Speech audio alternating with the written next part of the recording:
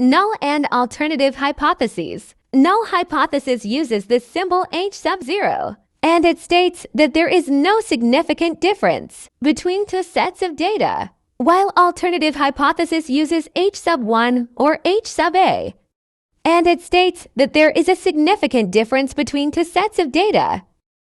Null hypothesis uses the symbols equals, greater than or equal to, and lesser than or equal to, while alternative hypothesis uses the symbols not equal to, lesser than, and greater than. Alternative hypothesis is the basis in identifying the rejection region.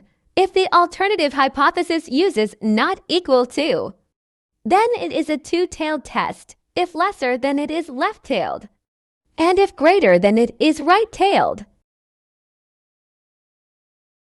Type 1 and Type 2 error. Type 1 error happens when the null hypothesis is true, but you reject it. It is rejecting the truth. While Type 2 error happens when the null hypothesis is false, but you accept it. It is accepting falsehood. Identifying population mean and population proportion. The symbol used for population mean is the Greek letter mu. Population mean problems usually uses the terms mean or average. For example, the mean age of and the average height of. While population proportion uses the symbol rho.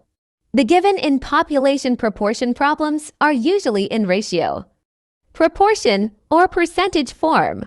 For example, 5 out of 50 students and 90% of the students. Commonly used confidence levels and level of significance.